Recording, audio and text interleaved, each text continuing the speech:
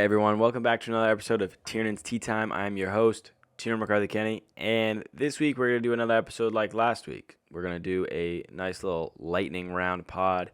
I had a few people I was in contact with about possibly doing an episode with this week, and just scheduling stuff didn't really work out. So hopefully maybe next week. If not, I like these lightning rounds, so I might keep doing this similar style, but we'll see. We'll see. So first off, right off the bat, broken news about, I believe, a day ago. We are recording on March 29th. It is a Friday evening. Khamzat versus Whittaker. Middleweight bout. It's going to be a headliner for the Saudi card. Upcoming, I think it was June. Very exciting fight. I mean, that's a pretty crazy fight. Khamzat is just an absolute animal. 60 or 59% striking accuracy, pretty insane. 46% takedown accuracy, which is fairly good as well. His striking is really what's to be concerned if I were his opponent. He's just a killer. I think we all know that, especially after beating Usman. Obviously, with the Usman, it was different conditions for him, so it wasn't really like ideal for Usman. It was an ideal fight, but either way, this guy's a killer. He's undefeated. And then Whittaker is Whittaker. I mean, he's been in the mix for a long time now. He's always up for belts and things like that, even if he did have a loss or whatever it is. Previous champion. He's also coming off a fantastic win that I don't think any of us really thought he was going to win after the end of that first round against Paulo Costa. He's great. He's a banger, and I think these two together are going to really match up well. It's going to be a absolute must-see of a fight. And it's going to be, I think, actually with the time zone, too, it's going to line up to where it would be in the afternoon for us. It would be a little bit earlier for us, so that's going to be sick because a lot of these cards go way deep into the night. So that's going to be super fun, besides watching these two dudes just duke it out, which is going to be even more fun. Number two. This is a little bit off topic typically for what we talk about, but I like to, like I said in the pod that I came back, like I wanna be able to be free in that sense. I don't want to just be on sports if there's something else that I want to talk about.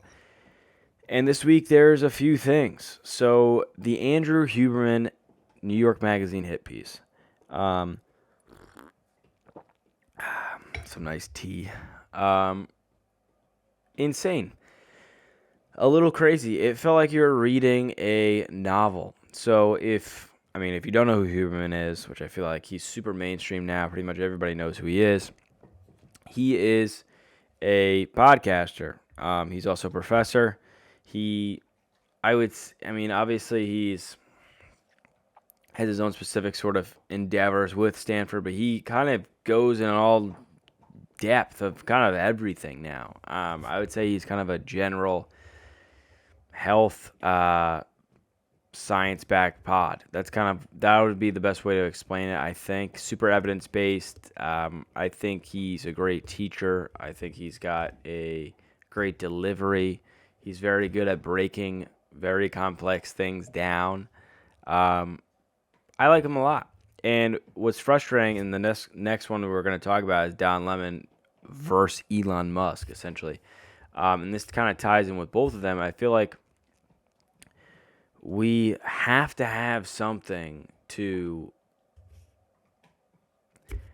promote negatively about people that actually do good in the world. Where Andrew Huberman promotes health and longevity, right? And whether you agree with some of the stuff he says or not, that's his intention. And I 100% take his opinion over a lot of other people's that a plethora of people listen to. There's a lot of garbage, especially in the health and fitness space. And for somebody who's, I feel like, pretty even kill and super smart and actually has the credentials that one should have when giving advice like that, I'm very surprised that he gets a lot of pushback. And what's frustrating about this is this hit piece completely goes into just personal situations in his life that, like, still is circumstantial. We still obviously don't know if any of this is true. For people that don't know, it's basically a novel about how he's cheated on women and basically dated multiple women, juggling women at the same time. And it goes into real depth. And then the journalist tries to kind of tear down. They tried to like tear down AG1 and like make it seem like it was the quack sort of thing that he's just shoveling on to people, and it was so out there. It was insane, and it was so long. I was like, how upset do you have to be to write a paper this long about ridiculous shit like that? And it's like, who even cares? Who cares if he? I wouldn't care if he dated 1,000 women at the same time. Like, let's judge people on their merit. Extremely frustrating, and it kind of ties into the Don Lemon and Elon Musk interview, where Don Lemon is just trying to get a gotcha the entire time, bringing up race, like saying that he's supporting pure hate on his platform without taking into account, which Elon said, there's over like 500 million posts a day, 5 million posts a day. It's like there's several million posts a day. You can't monitor everything. And then he talks about we've implemented this, and we've implemented that, and free speech. And he just goes in circles and circles and circles trying to find something. And then the classic, which everybody really bugged out about, was the whole ketamine thing, bringing up ketamine, and then being like, how does that affect your investors if they know you're on drugs? And you're like, okay, well, it's a prescription. Like, it's like, what is going on? And these are two people that, in my opinion, promote positive energy to everybody else. I mean, Elon is going to go down as one of the most historical entrepreneurs of our time. Probably number one, since he does a lot of stuff for humanity, and it's not just Jeff Bezos getting us packages quicker, which I love too. But I mean, that's probably, it's going to be in the history books, but not the same as getting us to Mars, colonizing Mars. So I think it's a little crazy. I think since he's gotten Twitter, everybody's frankly acted like he's Trump. And it's extremely frustrating. I feel like the amount of good this guy does, it's like, why can't we just settle down and be thankful that we have somebody that puts in the time to actually try to solve these problems and create these new aspirations? Why are we focusing on, circumstantial, social, political shit? It's like, what is the point? It's kind of like a waste of time. And especially like that, you just wasted an hour of his time. Like, and the same thing at the end when he's leave and he's like, all right, we have like a few minutes left. Choose your questions wisely, essentially. And Don is trying to act like he's super offended and is trying to leave. And I'm sure part of him was upset because he's not really expecting that. The entire interview was this struggle. But he's like, no, Don, I work 16 hours a day. I have a conference room of people waiting for me. Like, no, that's the reason. Super frustrating. I hate that, because then who's gonna want to be them? If everybody who does good in the world ends up just getting teared down, like picked apart, like who's gonna want to sign up for that job? And I feel like that's just a shame. Back to sports. Is Halliburton still an All-NBA candidate? Short answer is no. I really don't think so. And I think that's a little crazy, especially from remembering how he was in the beginning of the year. So currently he's back down to 20 points a game, 11 assists, leading the league in assists, and then about 3 boards, almost 4 boards per game. Shooting splits 36 now from 3, which, if you remember in the beginning of the year, for a few months there, he was 44%. which was just out of this world. Now he's also below 50% from the field, 47.6. It's a little scary. Luckily, free throw shooting hasn't gone down that crazy. I mean, that would be a real wide eye opener. 85% there for the year so far, but we touched on it a bit. I mean, right after the All-Star break, he took a dive, and I think, he got hurt. He had a hamstring injury, and the consensus really is that he came back too early, and his hamstring's aggravated, and he's just in a massive slump. Luckily, he did have a pretty good game though against the Clippers the other night, and I think one against Golden State. But it's a little nuts remembering how he was in the beginning of the year, especially his shooting splits, and now it's just ridiculous. So we look here, February 22nd. Let's go 3-point shooting because that to me is the biggest one. I mean, if you're shooting 44% from three, that's for like a good amount of time. It wasn't just like the first week of the NBA, or the NBA season. So 22nd, first game back, shot 40% from three. Pretty good. Then he goes 20%, 16%, 37%, 0. He missed 12. He was 0 for 12 from 3 over 2 games. 30%, 28%, 16%, 33%, 16%, 11, 11, 33, 50, 33, 66, and then 27 against Chicago, my boys, which they lost to handily, which was very surprising. It seemed like when over there he was getting somewhere the past 3 weeks, and then obviously the Bulls game he didn't do so well. But yeah, it kind of sucks because the whole motivation, and this is all speculation I think for the most part, but the whole motivation for him coming back was to get All NBA, because if he makes All NBA, he has a bonus in his contract. But it's not looking like that. I mean, I don't see how you could put him there with how many good guys there actually are. And he's dropped considerably, especially in his shooting splits and his points per game. He's averaging 20 now, and then, his 11 assists, great, but that's not going to buy you a ticket to the All-NBA, unless he just has a really big turnaround towards the end of the year, but there's not that many games left, so I don't really see that happening at all. This is an interesting question that I don't think I can give a perfect answer for right now. Because nobody can really give this one a perfect answer. It's who knows. But I thought it'd be fun to talk about it a bit, and it's actually probably a question I'm going to bring up with some future guests. So,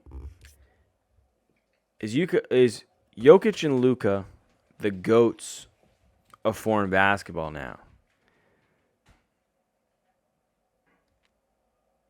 I don't know. If in my opinion, I'd put them both at the top.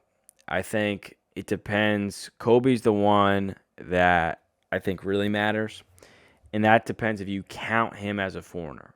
And Bill actually had this on his podcast the other day, talking about it, and I thought it was an interesting take of calling Kobe a foreigner, because there was a good chunk of his life there where he did live in Italy, and all that grew up in Italy, and then he came to Philly. I think in my camp, I probably wouldn't count him because he didn't fully live there, grow up playing basketball there, like played professional there, and then came over. So I'm not saying the route you have to go in order to be considered a foreigner. But I think he was super Americanized. Most of his life was in America. But he did have a nice chunk there. He was in Italy. The other people you have to consider, obviously Dirk, Manu, Pau Gasol's up there, Marc Gasol, but they're all, Kukoc, all those people, but they're not the same talent. I think Manu and Dirk are the only ones that could even come close. They both have rings, were in the league for a long time, both extremely talented. But when you look at Jokic and Luka, they're just a different breed. I mean, Luka is something out of a lab.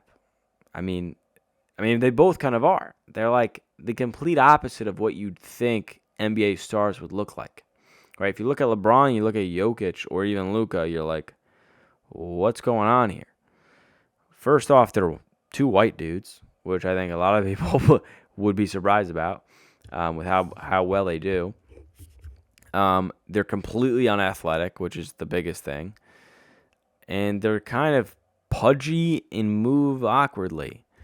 But they also can, the way they maneuver just works. They're slow, but it works. And nobody seems to catch on. So keep doing what you're doing. The question between who's better, Jokic or Luka, is really the hard one. Because in terms of like raw scoring power, it's obviously Luka. But Jokic just controls the game in a different way than anybody else. I'd argue almost anybody else has ever done. I just think he's such a different breed. I would take Jokic over Luka just because, I mean, if you were talking about building a team, Jokic is probably the number one team player out of any star. His offensive efficiency is just bonkers. Amazing passer, like probably the best big passer of all time already. I think he's going to honestly be up there with best bigs of all time. I mean, I already might put him in the top 5. Just off if he ended his career tomorrow, I honestly probably would. Now, Luka, on the other hand, is absolutely insane, but he's also kind of a team killer. We haven't seen him be able to do it whatsoever.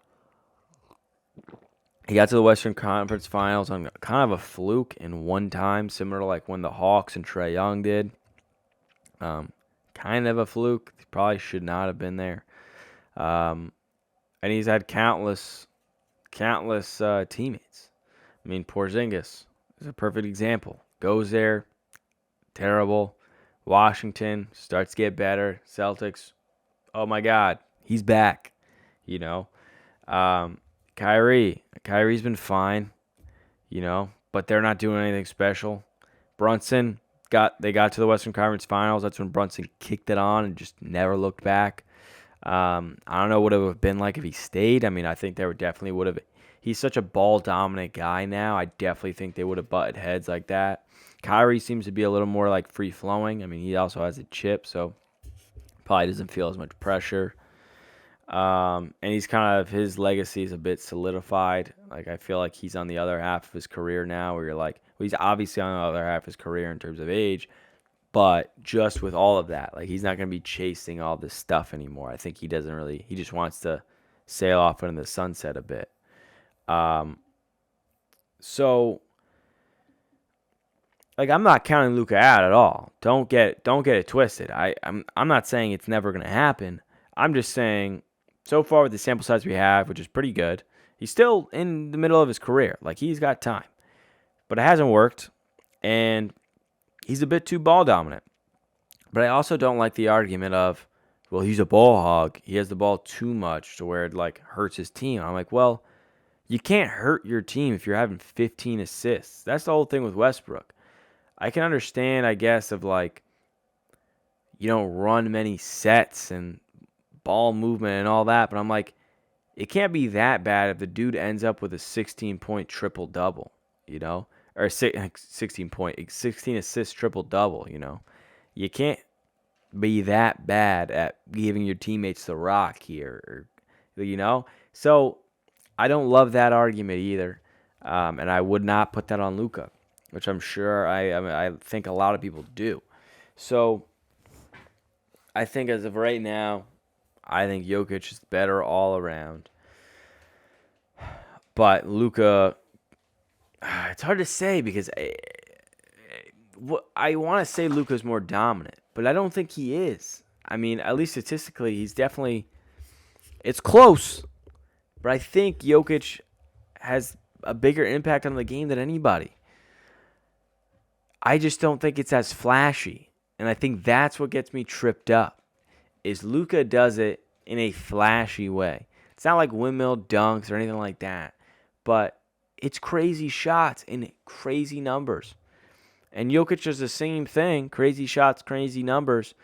But in the most unathletic, weird kind of way where it's you're not watching his highlight tape like that. Like compared to a LeBron or a MJ or a Vince Carter or a Kyrie. Like, it's not the same flashy, acrobatic, like showmany type of stuff that you want to see. It's Jokic heaving it up above his head 40 feet out or doing a little hook. It's efficient buckets for the most part. Obviously, like I said, he'll have those 40-footers out of nowhere for like a buzzer beater or something. Where Doncic is the other opposite. He'll take crazy shots sometimes, but he also makes insane shots. Shots behind the backboard.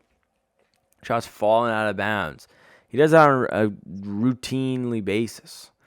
So that's hard, man. That's really hard. And I think it'll be interesting to see how they pan out at the end of their career. Obviously, Jokic is older, so he's got less time. I also don't think he wants to play forever. And same thing kind of with Luka, but Luka's also like 25.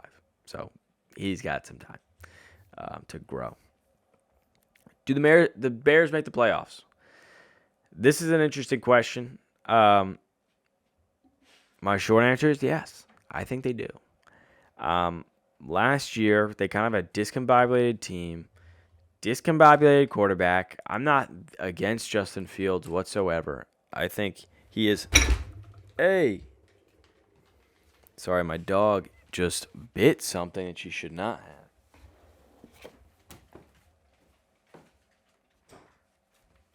No, Willow. No. No, you can't bite that. You can't bite that. Jesus. I'm talking about Justin Fields over here. What are you doing? What are you doing? Too much Sopranos. So I'm not against Justin Fields whatsoever. I'm really not. I think he kind of has a bad rap to a degree. I'm not saying he's fantastic or he's a franchise QB. But it's not like he had all the crazy weapons in the world either. It's not like he's just completely fumbling the bag. So I would say it's a little frustrating in that sense for him. But again, it's not like he's performing that crazy either. But I'm not giving up on him, is my point. I'm not giving up on him. They excite me a ton, though. This is actually a Chicago team that you probably should be excited about. And they still ended up 7-10 last year. You're telling me with DeAndre Swift now, you got Everett at tight end from the Chargers, who's pretty good. That's not like insane. Then you got Keenan Allen. I believe you still got Mooney on the other side. And then now you're going to get the number one pick in the draft, which Caleb Williams. Everybody, I don't watch college football. I don't love it. I don't like that it's so high scoring. I just don't.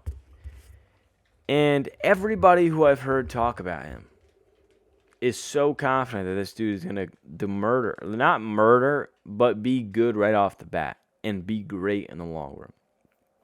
Obviously, we all don't know. But you can't be that bad. I think with the number one pick. And weapons like that. See, that's the situation. If he ends up just being shit the whole year, that's a problem. You got all those weapons, you still can't produce anything, that's a problem. And it's not like Bryce Harper where you just can't even see over his offensive line because he's so small.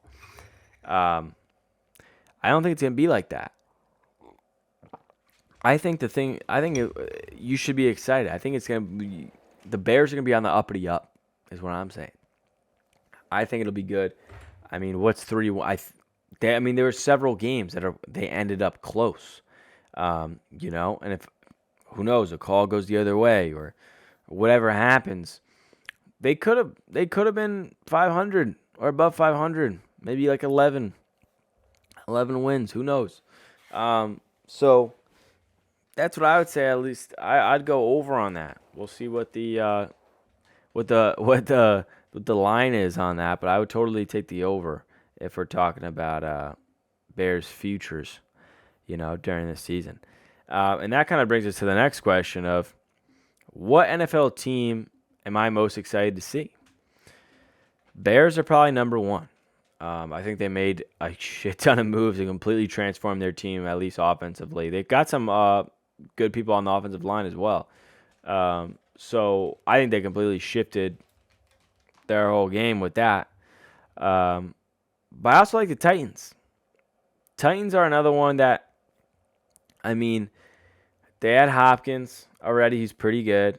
And then they replaced Henry with Pollard, which I think will be good for him, new scenery and stuff like that. He did underperform last year, but he's still young. I still think he should be fine in the long run. Then you got Calvin Ridley on the other side now. So you got Hopkins and Ridley. Ridley was great for the Jags last year too.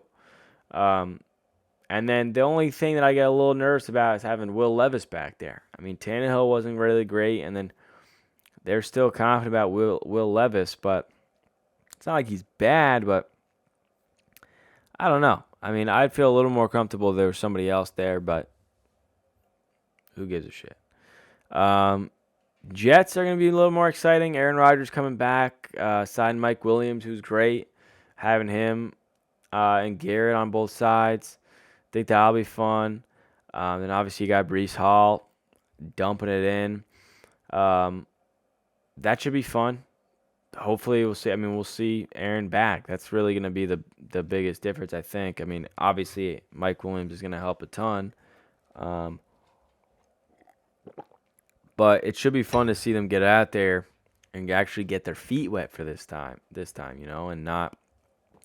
I'm sure Zach Wilson's in love with Aaron Rodgers since now his Achilles is all healed up.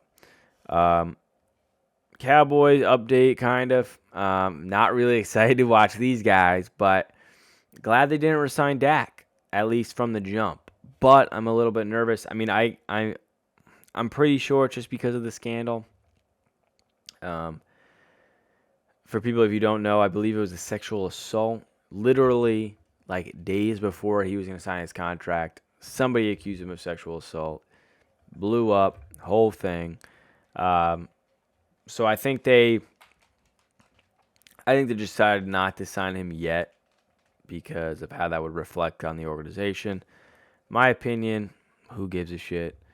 But whatever. So I think they're going to sign him at the end of the season anyway, next summer. It's probably what's going to happen, unless he's just awful this season, which he's probably going to be his regular Dak self. But what's frightening is Lamb is up next year too. And that's where it gets a little scary. And then Parsons in 26. So every key guy that we have could potentially be out in 2 years. So Pollard left this year. Dak could be gone next year. CeeDee Lamb could be gone next year. And then Parsons could be gone the year after that. So that's a little frightening, especially since we don't really have much anyway. So it's going to be kind of a bit of a rebuild. See what you get in the draft. Pretty nerve-wracking, though. I'm a little nerve-wracked. Murray the Vikings.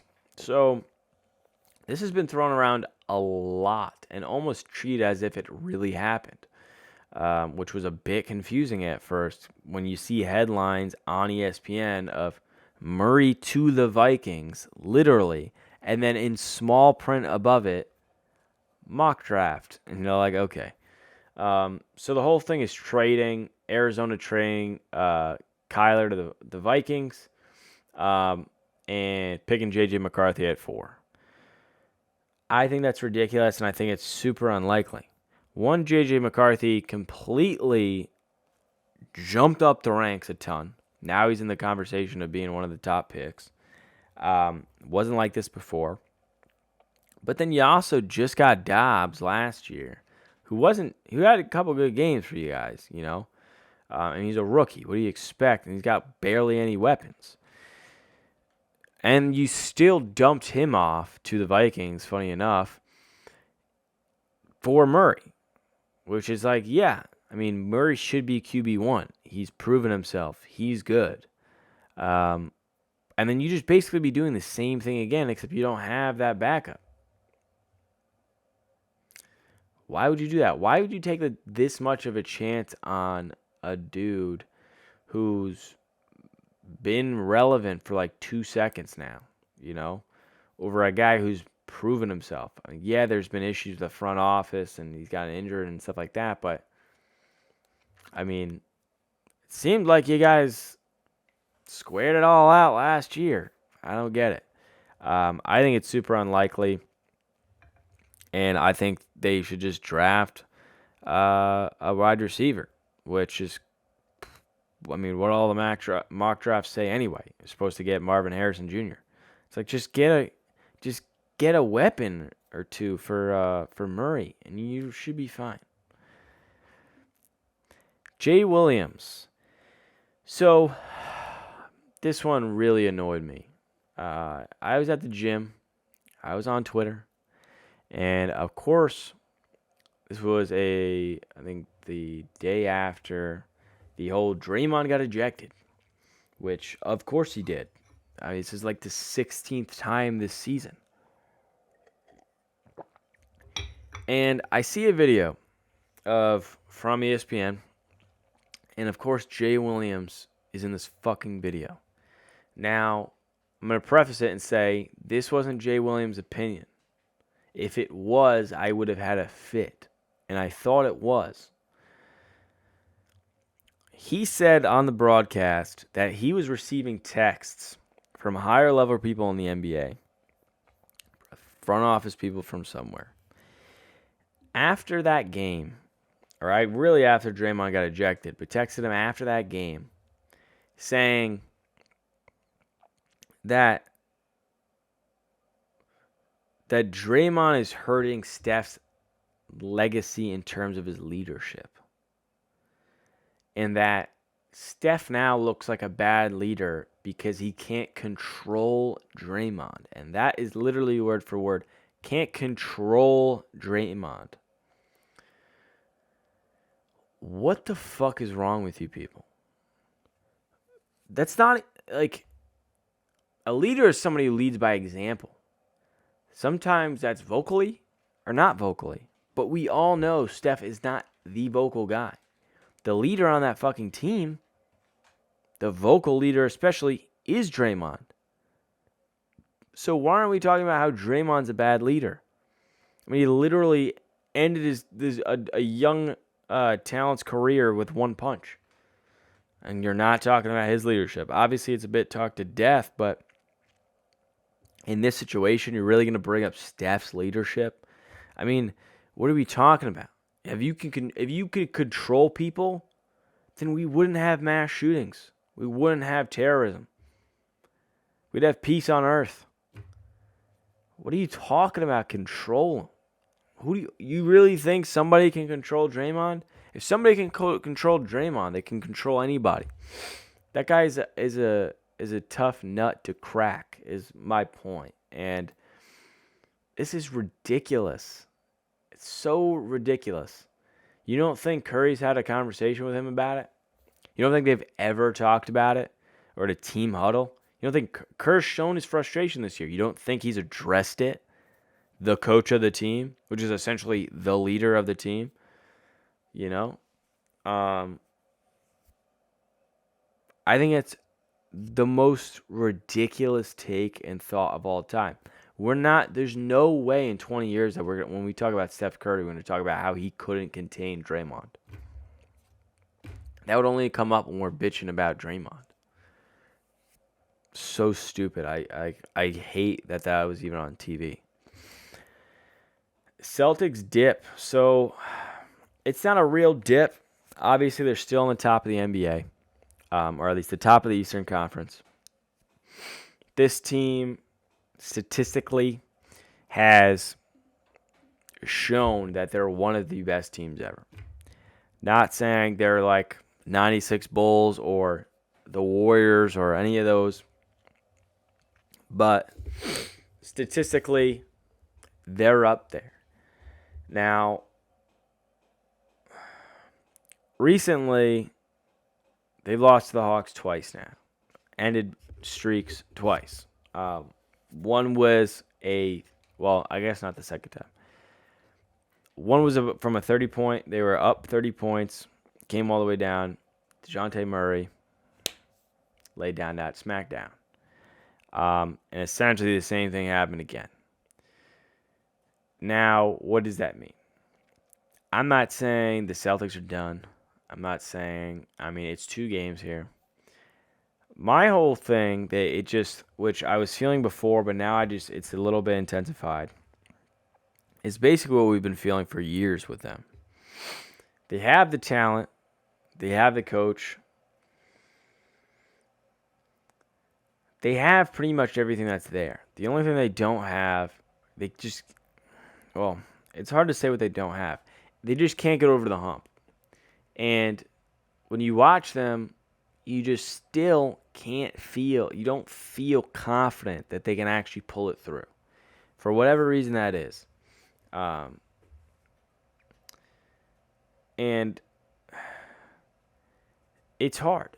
And then when you see games like that against a lower level team that hasn't gone anywhere in years and is not going to go anywhere this year and is probably going to be blown up during this offseason, come back from 30 against you, beat you, and a few games later, beat you again.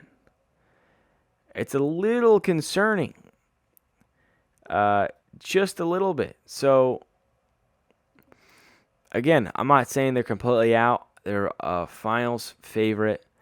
But when you lose to the 10th seed in the East, they beat you, come back down by 30 and beat you, and then beat you again, that's a little concerning.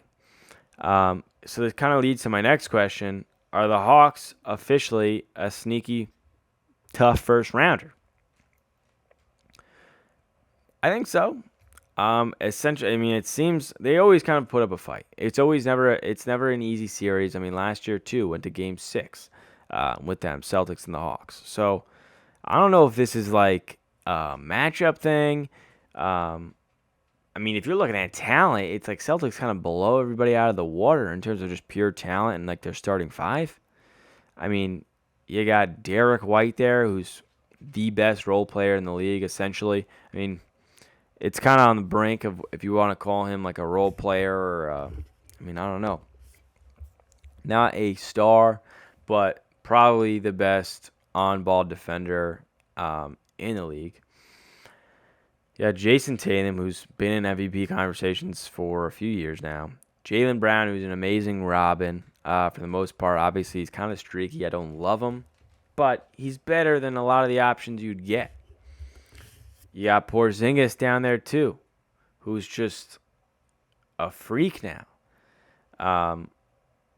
Great pick and popper. Can punish you in the low post. I think he has the highest percentage of finishing on smaller defenders. So he doesn't get Joel Embiid when you put Drew Holiday on him. And then you got Drew Holiday, who's another guy who's, again, one of the best on-ball defenders in the league. Has shown that time and time again. Great veteran. So, if you're looking at a 5-man lineup, they got the best one.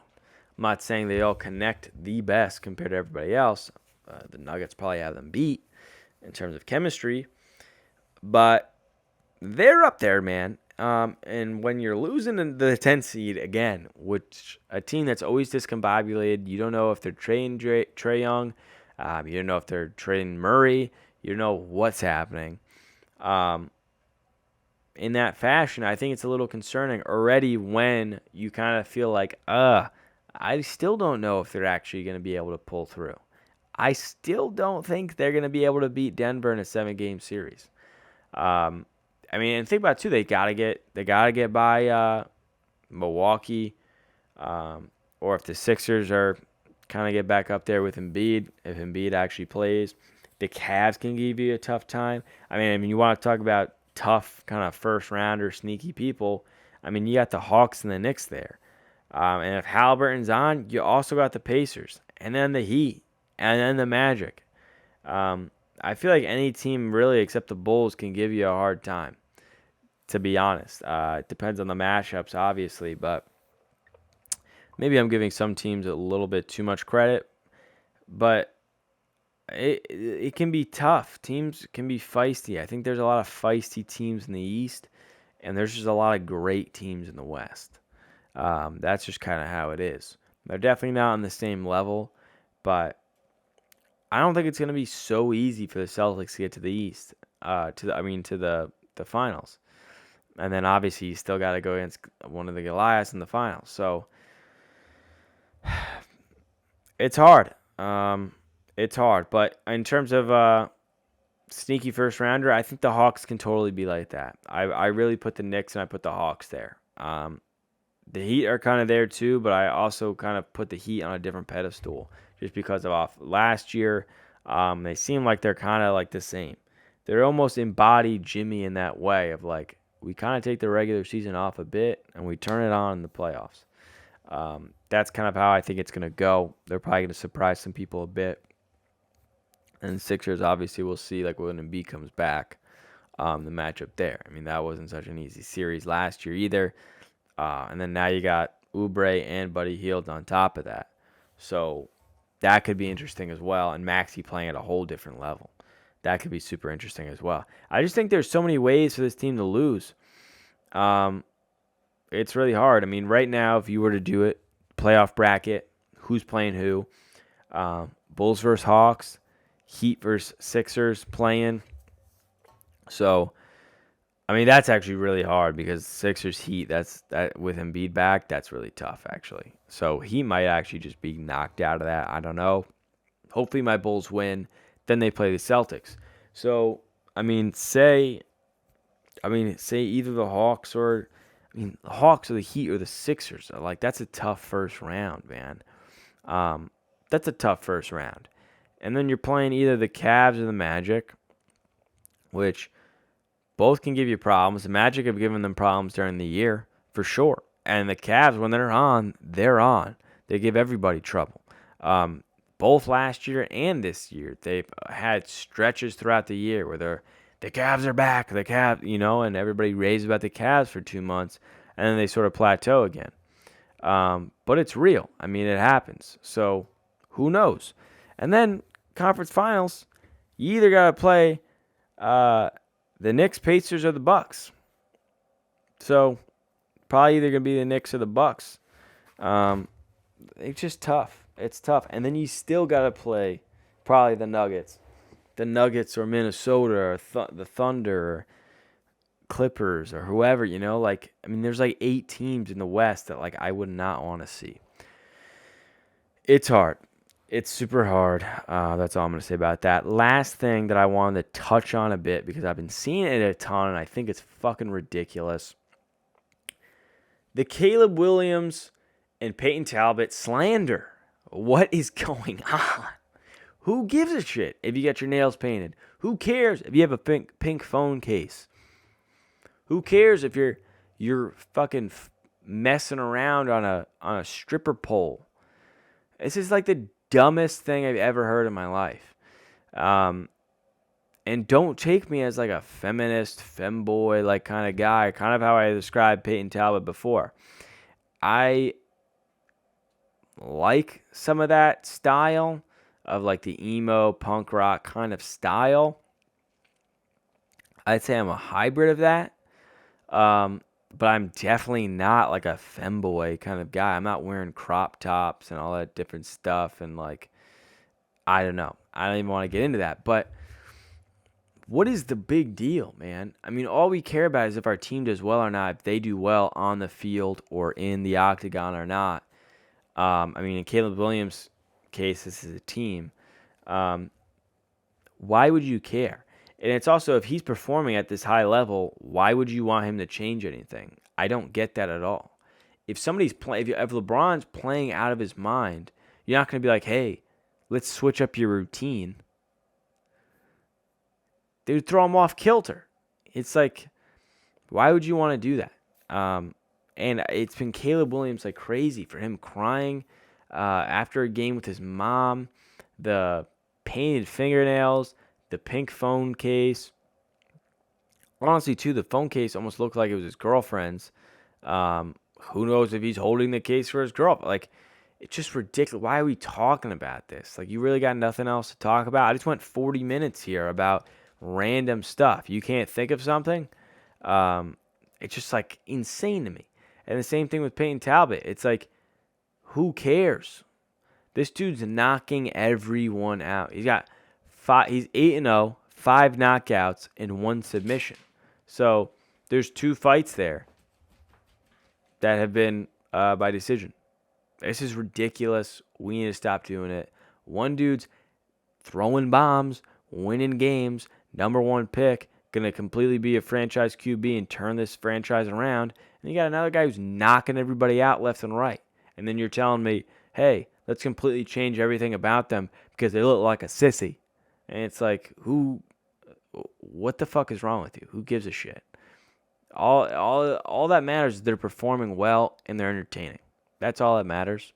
Who cares? And you can argue they're being even more entertaining doing that because they cause controversy for you to partake in. Whatever. Ran over. Super frustrating. I don't like seeing that shit. Especially because you're going to go say all this stuff, and then once he starts slinging that ball and winning your team game, and then you guys are in the playoffs, you're not going to be saying that. So it's just stupid. So why are we even talking about this? Again, back to the top. Let's judge people off their merit, please, not off their style choices. It's ridiculous. All right. That's the end of the pod. I hope you enjoy the lightning round sort of pods. I love these. I think I'm going to keep doing these. And that's it. We're going to see you next week. And